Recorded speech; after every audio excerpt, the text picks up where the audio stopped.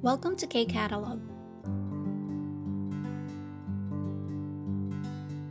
Level 2, Unit 14 ng textbook, page 156. Start ulit po tayo with vocabulary. 출입국 외국인청에서 무엇을 해요? Ano daw ang ginagawa sa immigration office? Actually, nabago yung tawag, no? Before kasi ang tawag is 출입국 관리사무소. So, this time, ginawa na siyang 외국인청. Yan. Pero, same lang po, immigration office yung ibig sabihin. So, we have tatlong klase ng IDs. We have 외국인 등록증. Ito po yung ating mga ARC, Alien Registration Card, or Foreign Registration Card. And then, we have 영주권. So, green card or yung ID para sa permanent residency. And then, kung ikaw naman ay nagpa-naturalize na, nagpapalit ka na ng citizenship, so makakakuha ka ng 국적 취득 or 귀화. So, ayan po yung magiging ID mo.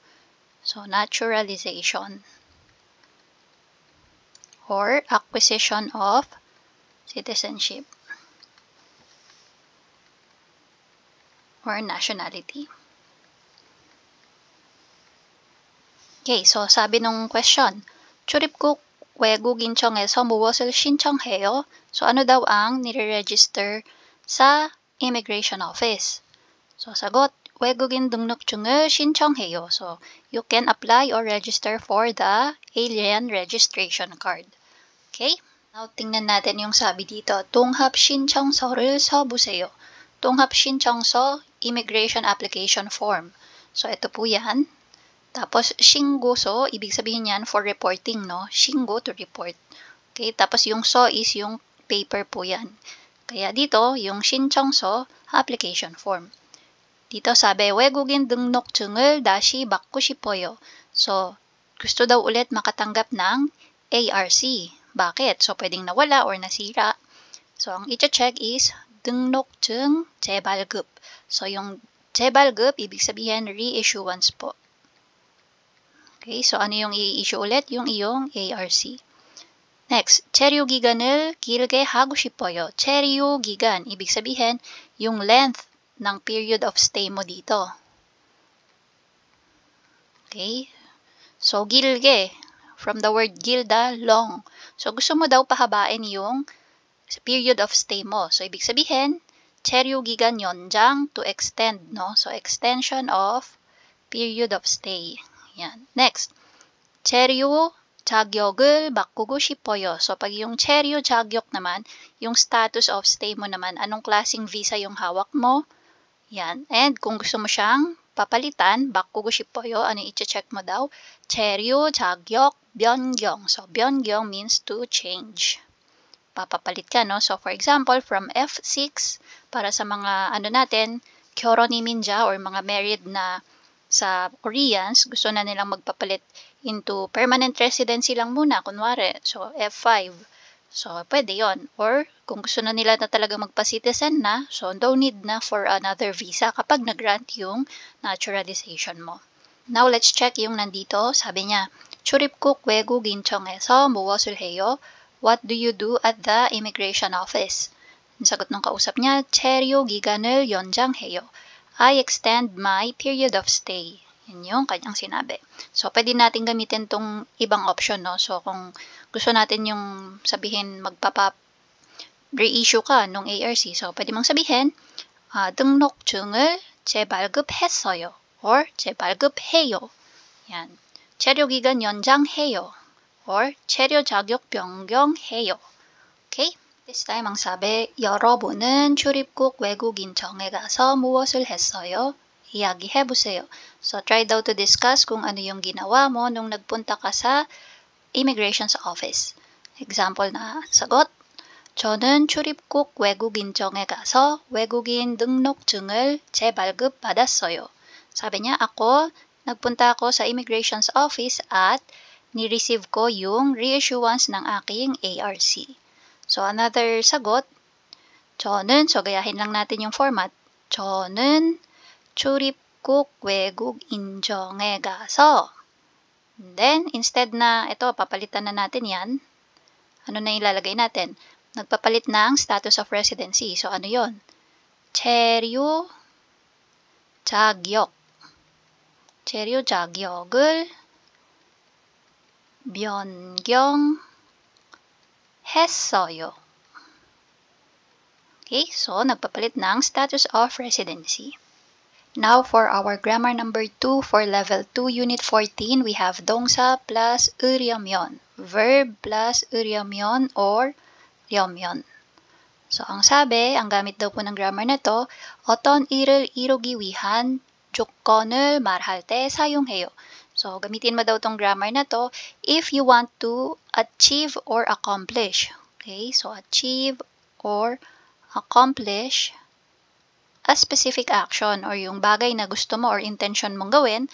So, kung gusto mo siyang mangyari, you can use this grammar. So, paano yon? Intend to, if may myon, no? Yung myon is if yan. If you want to. Or, if you intend to. And then, yung condition. So, sabi, jokon. Ibig sabihin po niyan is condition. Kapag sasabihin mo yung condition na dapat na gawin para ma-achieve or ma-accomplish yung bagay na gustong gawin.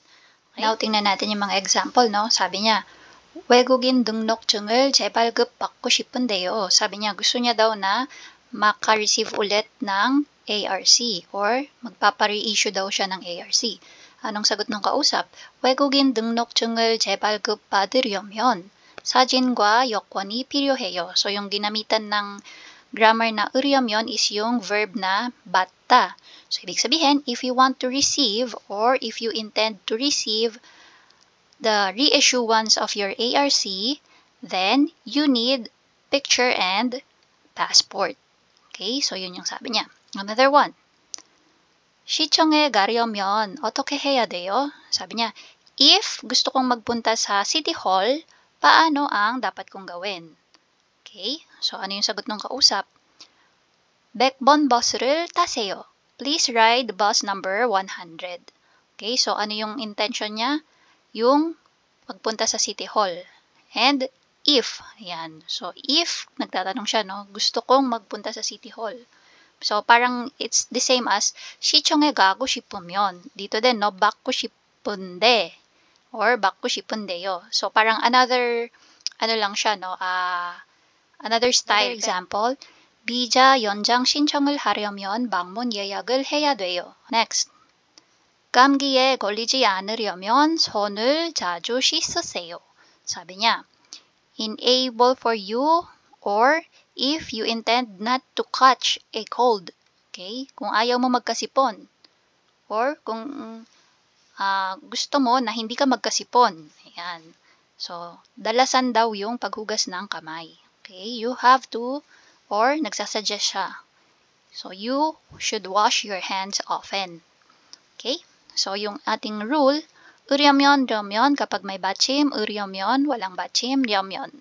먹다, 읽다, may 받침, 먹으려면, 읽으려면. 가다, walang 받침, 가려면. 만들다, irregular verb, magiging 만들려면. So, originally, real na yung kanyang 받침. Kailangan mo na lang dagdagan ng 려면. So, wala pong 만들으려면. Wala po. 만들려면. Okay? So, apply po natin yung ating grammar na 동사 plus 으려면 at 려면. So, again, kapag may 받침, you add 으려면. Kapag wala namang 받침, you add 려면. Ano ulit yung gamit ng grammar na to? Kapag gusto mong sabihin yung condition para, or condition na dapat gawin para ma-achieve yung isang bagay na gustong mangyari or gawin. Okay? So, tingnan natin yung example. Sa kulay blue na box, sabi, 한국어를 잘 하다. So, paano yung naging format ng question? 한국어를 잘 하려면 어떻게 해야 돼요? So, paano ang gagawin if gusto ko na gumaling sa Korean language. Okay, so si 잘하다, siya yung dinugtungan ng 으려면 or 려면 na grammar. So, 잘하다, since walang 받침, 잘하려면. Tapos yung kasunod or yung ending ng question is, 어떻게 해야 돼요? Paano ang gagawin? Then, yung sagot, 한국어를 잘 하려면. So, inulit kung ano yung nasa question, no? para ma-emphasize kung ano yung gusto niya talagang ma-achieve. 한국어를 잘하려면 tapos 한국 드라마를 많이 보다 naging 한국 드라마를 많이 봐야 돼요. So si 보다 nilagyan lang po siya ng aya, oyo, heya, 되다 na grammar. So dito since o yung final vowel niya, so 봐야 돼요. Okay, so kailangan mo, so since may condition okay, so kailangan ito yung gawin mo. Kung gusto mong maging magaling sa Korean language, kailangan daw na dalasan or damihan yung pagnood ng Korean drama. So number 1, yung question po natin is yung nasa kulay blue na box. Okay? So 건강을 지키다. So 지키다 to maintain. So yung magiging question is, if gusto kong i-maintain yung aking kalusugan, paano ang gagawin ko? So magiging 건강을 지키려면. Tapos, yung ending is 어떻게 해야 돼요? So idudugtong lang natin, no? 어떻게 해야 돼요? Tapos yung answer, so uulitin lang natin yung 건강을 지키려면. So 건강을 지키려면. Tapos, dudugtong natin tong nasa purple na box. 운동을 자주 하다. So again, dito, magkakaroon ng should or must or have to. aya, oya, heya, deda. So magiging heya, deyo. Okay, so ito ay magiging heya, deyo. So paano na yung sagot natin? 건강을 지키려면 운동을 자주 해야 돼요. Kung gusto mong maintain yung iyong kalusugan, dapat ay madalas kang mag-exercise. Okay, number 2. 부자가 되다. So, yung magiging question natin, 부자가 되려면. Tapos, 어떻게 해야 돼요? Yan. So, kung gusto kong maging mayaman, paano ang gagawin ko?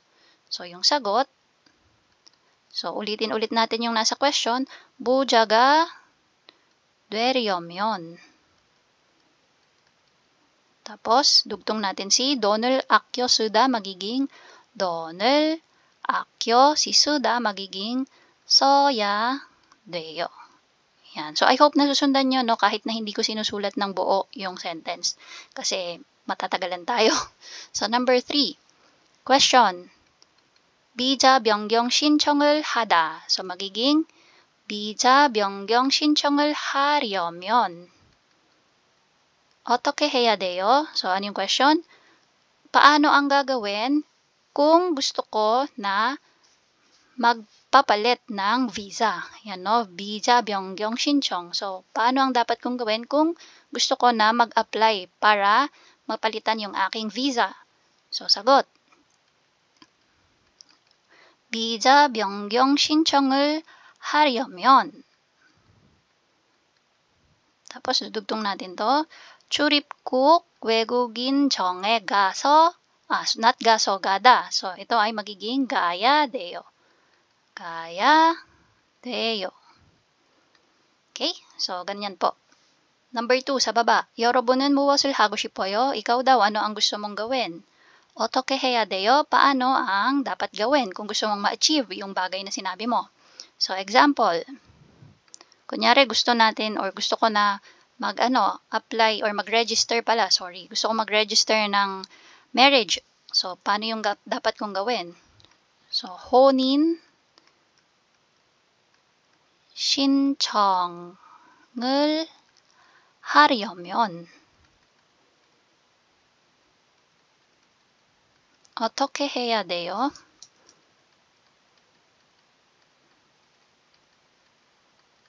Yan. So, paano yung gagawin ko if gusto kong mag-register ng marriage? So, paano yung gagawin? Sagot. 혼인 신청을 하려면. So, saan ba pwedeng mag-register? Pwede sa Guchong, sa district office, and pwede din sa Juminsento or community center. So, pwede mong sabihin yung dalawa. 하려면 구청이나 주민센터에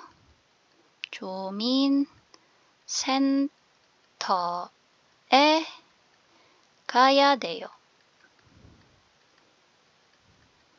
Ayan. So, ginaya natin dito, no? So, 출입국 외국인 청에 가. So, naging tayo din. So, 구청이나 주민센터에 가. Yan. So, gaya 돼요. So, ayan po yung ating 으려면, 염면 na grammar. Again, kapag gusto mong sabihin yung condition na dapat gawin para ma-achieve yung isang bagay na inintend niya na gawin or mangyari. And that's it. If you find this video helpful, please hit the like, share, and subscribe button. So I still hope to see you in the upcoming videos, and again, thanks for watching.